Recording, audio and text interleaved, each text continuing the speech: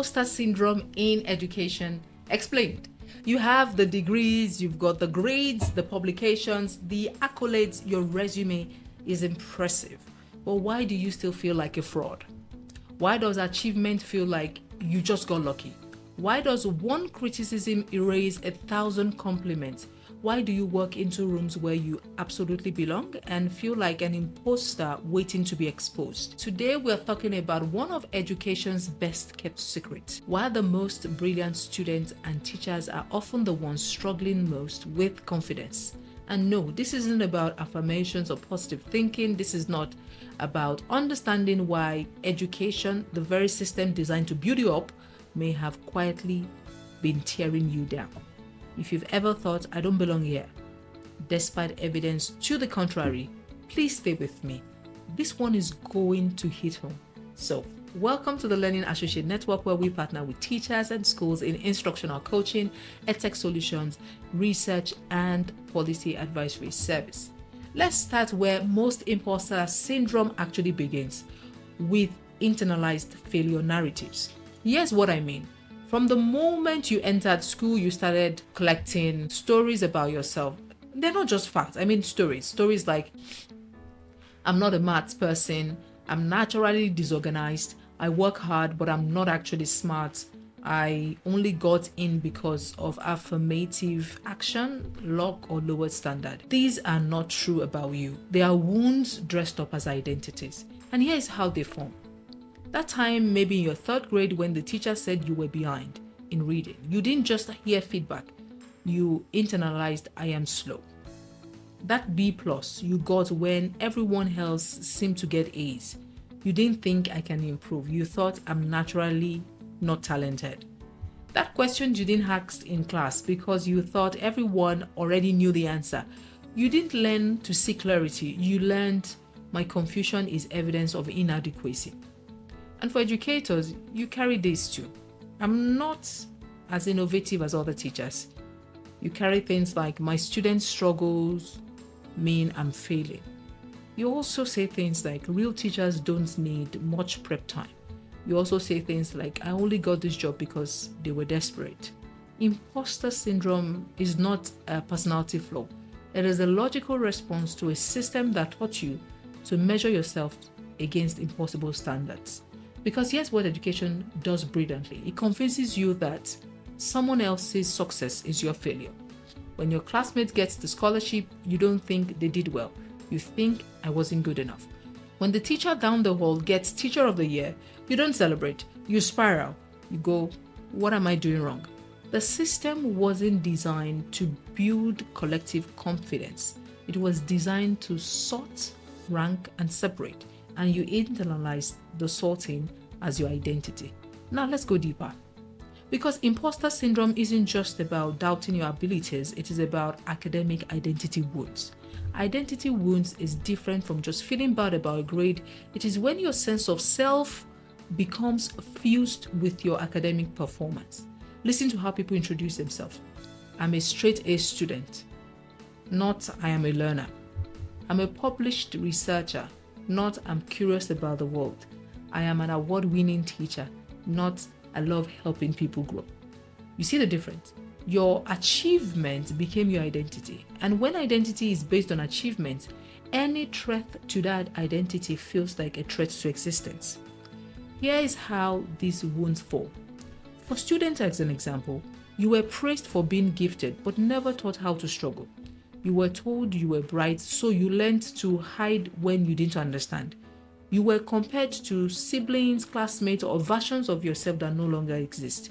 Your worth became conditional on performance. And for educators, you were the good student, so now you have to be the perfect teacher. Your value was tied to test scores, evaluations, and parent satisfaction. You internalized that asking for help equals professional weakness. You learned that vulnerability is incompatible with authority. When your identity is built on achievement, you don't celebrate success. You just reset the bar higher and wait for the next test of your worth. And this is why brilliant people struggle. Because you've achieved so much that now the stakes feel impossibly high. You think, I've fooled everyone this far, but eventually they'll see. This success was a fluke. I can't possibly maintain it. Everyone else deserves to be here. I just got lucky. You are not confident because confidence was never the lesson. Proving yourself was. Over and over and over again. You were never taught to believe in yourself. You were taught to earn belief through performance. And that's a game you can never win. Here is where it gets interesting. You are confusing confidence with competence. Competence is what you can do. Confidence is believing you can do it. And here's the tragedy. You are likely far more competent than you are confident. You have the skills, you have the knowledge, you have the experience. What you don't have is internal permission to own it. I'll say that again. And I'm saying this to myself as well. You have the skills, you have the knowledge, you have the experience. What you don't have is the internal permission to own it.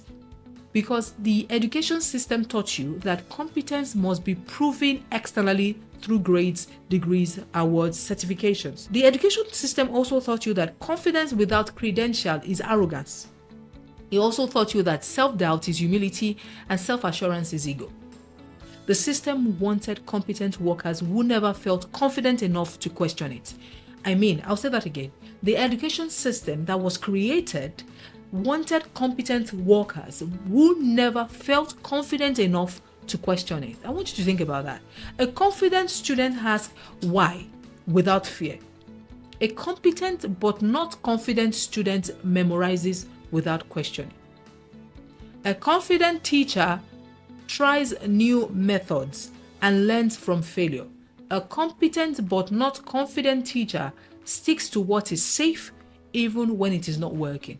Here is the shift we need. Confidence is not arrogance. It is alignment. It is when your internal sense of self matches your external competence. And you can't build that alignment while you are carrying academic trauma. I want to pause here for a moment because what we're discussing is exactly why we have created structured learning spaces at the Learning Associate Network. And many educators and students know something is wrong, but they don't always have the language, tools, or support to heal and move forward. Our courses are designed to help you process academic trauma, build emotional intelligence, confidently teach and learn into this evolving educational landscape. We offer 2 courses that would help you on your journey. Healing from academic trauma for educators. This is designed specifically for teachers, professors, lecturers, instructors, and coaches who want to teach from wholeness rather than from wounds. We also have Healing from Academic Trauma, a student's journey to confidence and wholeness, created for students ready to reclaim their voice, to rebuild their relationship with learning, and to step into genuine confidence. Both tracks provide the language, the community, and tools you need to move from imposter syndrome to authentic belonging. I'll share more about how you can join at the end of this video. For now, let's keep going. How do we heal? How do we move from I don't belong to I am exactly where I am supposed to be? It starts with reclaiming your voice and your belonging. Reclaiming voices means that you speak up even when your voice is shaky. You ask questions without apologizing, so you don't start a statement by saying sorry. You name your needs without feeling shame. You share your ideas before they are perfect. You disagree respectfully even with authority. For students, this looks like participating in class without fear of sounding dumb. Advocating for accommodations you need. Challenging ideas, not just consuming them. Owning your learning journey, not performing someone else's.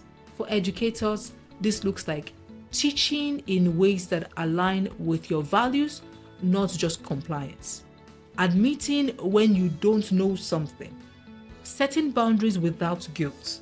Innovating without waiting for permission. And being honest about struggles instead of performing perfection. Your voice isn't something you need to earn the right to use. It is something you always had. You just learned to silence it. I want you to reclaim belonging fast. So how do you reclaim your belonging? Understand that belonging isn't something others grant you. It is something you grant yourself. You belong because your questions are valid. Your perspective matters, your presence adds values, and your journey is unique and worthy. Not because you're flawless, not because you've achieved enough, because you are human and you showed up. You don't become confident by achieving more. You become confident by healing the wounds that convinced you that achievement was the price of belonging. And here's what changes when you heal. For students, you participate without paralyzing fear. You celebrate your progress instead of dismissing it. You see peers as collaborators, not competition.